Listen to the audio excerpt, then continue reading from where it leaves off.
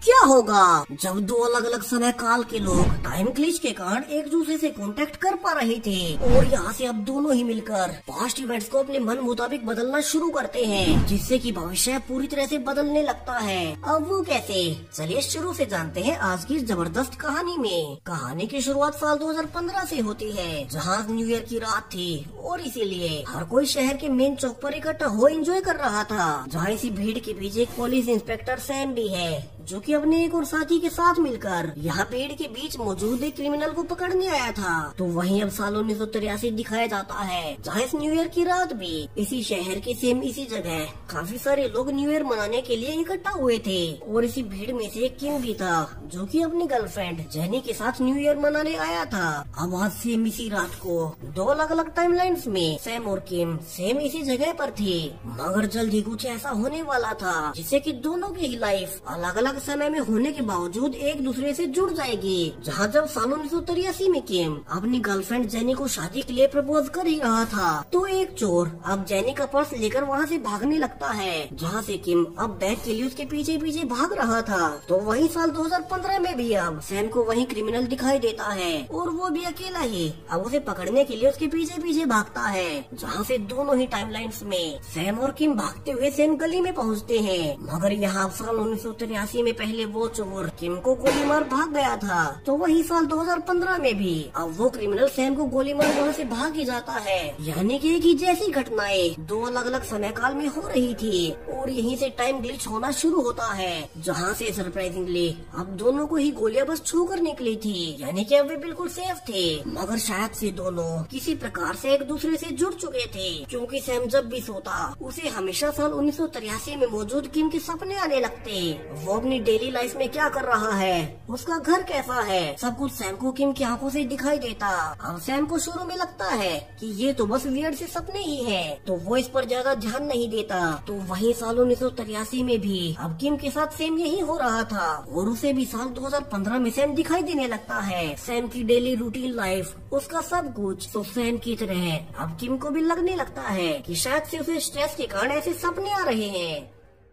दरअसल किम एक school teacher है और जल्दी वो अपनी गर्लफ्रेंड जेनी से शादी भी करने वाला है, तो वो अब उन सपनों पर ज्यादा ध्यान नहीं देता। वही वो जेनी के साथ शादी के बाद रहने के लिए घर देखता है। अब साल 2015 में सैम अपने नए सीनियर कैंग से मिलता है, जहाँ कैंग सबको बताता है कि उन्हें एक स्पेशल क्रिमिनल को पकड़ना है, जिसके कि कंधे पर गोली का निशान हो, फिर चाहे उन्हें इसके लिए कुछ भी करना पड़े। जहाँ से अब सैम का कोवर्कर उसे कैंग के बारे में बताता है कि दरअसल उस क्रिमिनल ने एक बार कैंग की पत्नी को जान से मार दिया था। वहीं कैंग ने उसके कंधे पर गोली भी मारी थी। तो अपनी पत्नी की मौत से दुखी होकर अब कैंग उस क्रिमिनल को जल्द से जल्द ढूंढना चाहता है। अब कैंग की कहानी सैम और किम दोनों से ही जुड़ी हुई है। अब वो कैसे, हमें आगे पता चलेगा।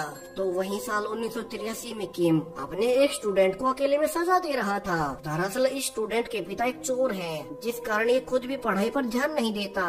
तो वही किम चाहता है कि उसका स्टूडेंट पढ़ लिख कर अपनी लाइफ को सेटल कर ले। अब किम उसे ये सब समझा ही रहा था कि वे पाते हैं कि अचानक से उनके शहर में बर्फ पड़ रही है। अब ये काफी ही आश्चर्यजनक था, क्योंकि अक्सर इस शहर में बर्फ कभी नहीं पड़ती। तो वही कोइंसिडेंटली दोबारा से सेम बर्फ अब साल 2015 में भी पड़ रही थी और इसीलिए ये न्यूज अब रेडियो तक में सुनाई जाने लगती है कि आज पूरे 32 साल बाद, यानी कि 1983 के बाद आज 2015 में फिर से बर्फ पड़ी है। वही रेडियो जोकी कहता है कि उसके स्कूल टीचर किम, उन्होंने उसे 32 साल पहले ही बता दिया था कि 2015 में भी बर्फ पड़ने वाली है और ऐसा ही हुआ। अब किम का नाम रेडियो पर सुनते ही सैम पूरी तरह से चौंक जाता है और उसे याद आता है कि ये तो वही किम है जिसके की सपने वो हर रोज न्यू ईयर वाली उस रात के बाद से देखने लगा है। यानी कि वे सिर्फ सपने नहीं थे, बल्कि सच में ही साल 1983 में कोई एक टीचर किम था, जिसकी लाइफ उसे अपने सपने में दिखाई दे रही है।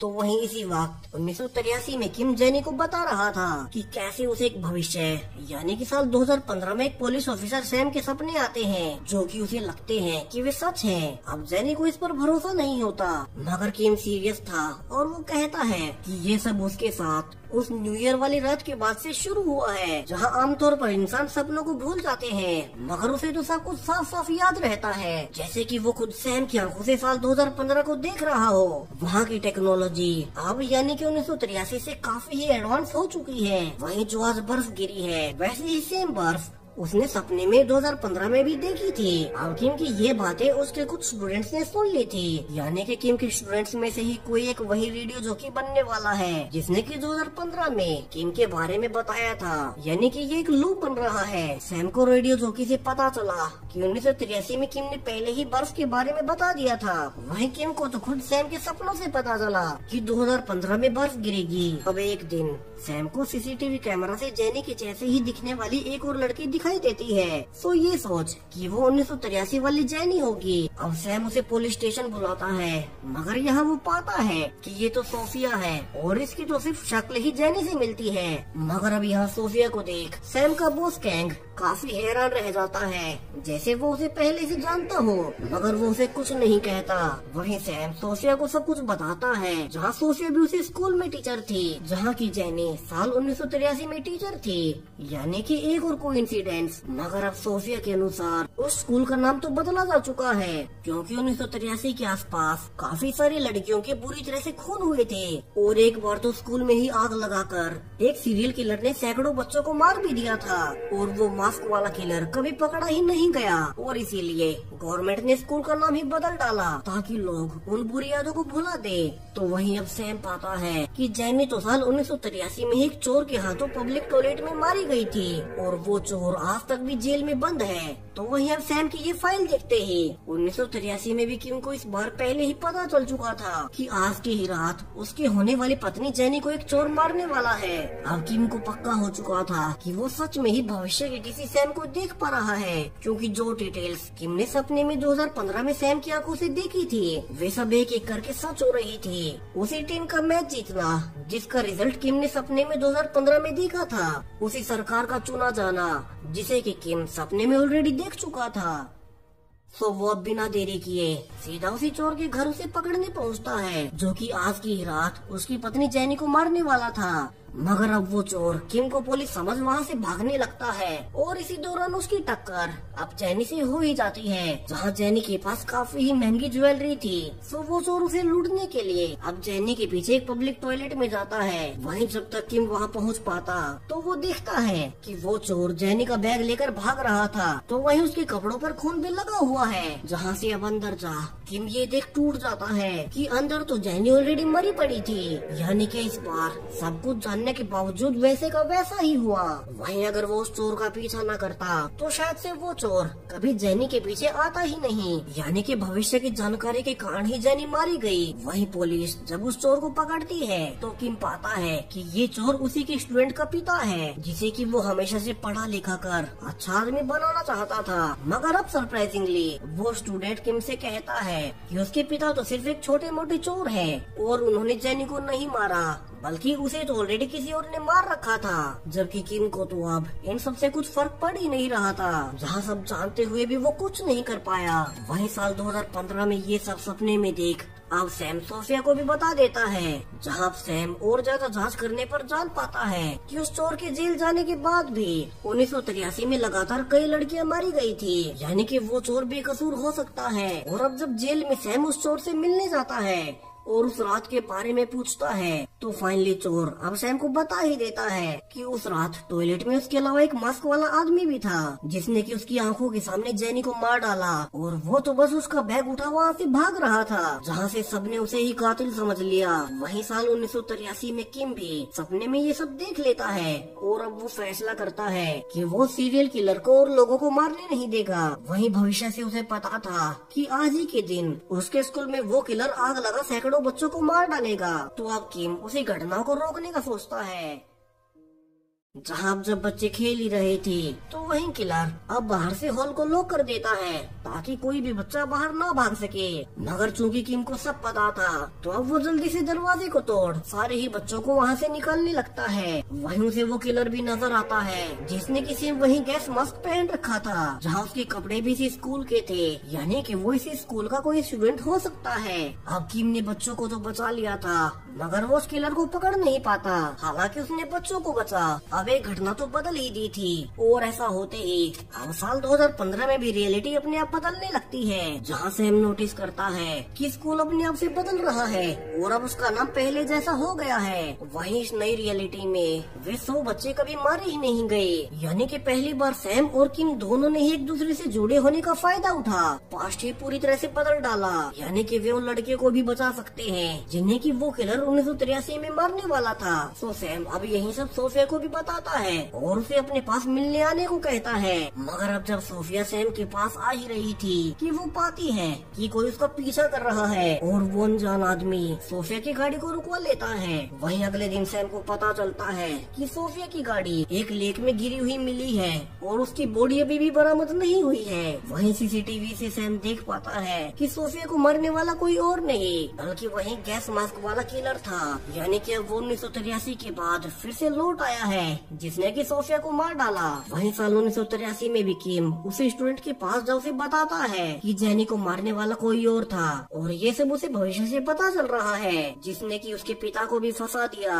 सो उन दोनों को मिलकर बाकी लड़कियों को मरने से बचाना होगा और किम को तो पहले से पता था कि आज एक और लड़की को वही किलर मारने वाला है, मगर इस बार वो किलर उस लड़की को मार ही देता है। हालांकि किम ने उसका पीछा भी किया था मगर वो बच्चों की भीड़ में छिप जाता है। वहीं इसी वक्त बच्चे मिलकर एक टाइम कैप्सूल में सामान रख रहे थे जिसे कि पूरे 20 साल बाद यानी कि 2003 में ही खोला जाना था। तो किलर ने खुद को बचाने के लिए अपना खून से सना चाकू भी इसी बॉक्स में छिपा दिया।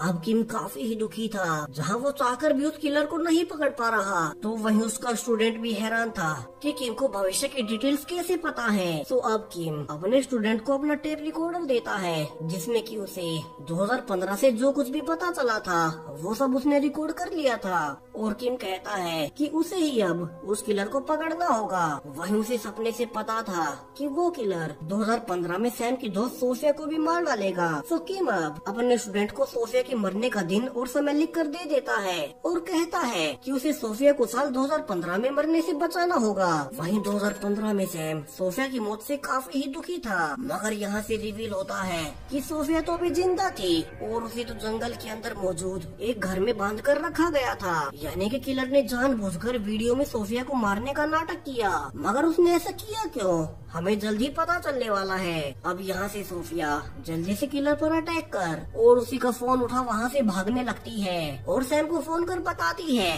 कि किलर उसके पीछे पड़ा है और वो जंगल से भागकर मेन हाईवे पर जा रही है। तो सैम जल्दी से वहीं आने लगता है। तो वहीं अब तक किलर सोफिया के पीछे आने लगा था, जहाँ से वो किलर अब फाइनली सोफिया को अपना चेहरा दिखा ही देता है, जिसे कि देख सोफिया काफी हैरान थी जैसे कि वो उसे पहले से जानती हो। और यहाँ से वो और तेजी से रोड पर भागने लगती है। और इसी बीच जब सैम उस तक पहुँचने ही वाला था कि एक दूसरी कार तेजी से आकर सोफिया को उड़ा ही देती है और इस बार वो सच में ही मारी जाती है, जिससे कि सैम काफी ही दुखी था। तो वहीं किम को भी इस बात का पता 1983 में चल चुका था। अब उस किलर के नंबर की जांच करने पर सैम को पता चल जाता है कि ये नंबर किसी और का नहीं बल्कि उन्हीं के डिपार्टमेंट हेड कैंग का था। वही जब सैम कैंग के घर भी छुप कर घुसता है तो वहाँ भी मास्क वाले किलर से रिलेटेड सारी ही खबरें थी, जहाँ से तो सैम समझ चुका था कि उसका बॉस कैंग ही वो मशहूर सीरियल किलर है जो कि 1983 से लड़कियों को मारता रहा है। तो सैम सीधा कैंग के पास जा पूछने लगता है कि उसने सोफिया को क्यों मारा और वो इतने सालों से खून क्यों करते आ रहा है। मगर यहाँ से कैंग अब उसे सारी ही सच्चाई बताने लगता है और यहाँ से कहानी का सबसे बड़ा ट्विस्ट आता है, जहाँ कैंग सैम को एक टेप रिकॉर्डर दिखाता है जो कि उसे कभी किम ने दिया था और उस किलर को पकड़ने को भी कहा था, यानी कि 1983 में जिस स्टूडेंट के पिता को उस किलर ने फंसाया था वो कोई और नहीं बल्कि कैंग ही था, जो कि बाद में पढ़ लिख कर पुलिस डिपार्टमेंट का हेड बना।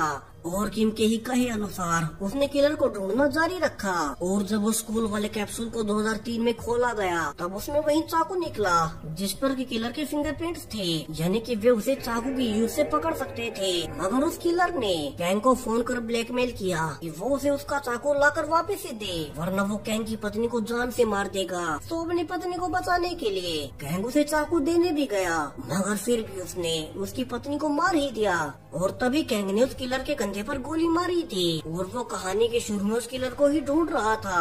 वहीं किम ने ही उसे कल की तारीख को सोफिया को बचाने को कहा था और इसीलिए ही उसने जानबूझकर उस किलर का मास्क पहना और सोफिया को सेफ हाउस में उठा ले गया ताकि वो उसे वहाँ सेफ रख सके। मगर सोफिया को लगा कि वही असली किलर है और इसीलिए वो डर कर भागने लगी। हालांकि कैंग ने उसे चेहरा भी दिखाया था, मगर सोफिया रोड पर भागती रही और एक गाड़ी के नीचे आकर वो भी मारी ही गई, जहाँ कैंग तो असली किलर है ही नहीं।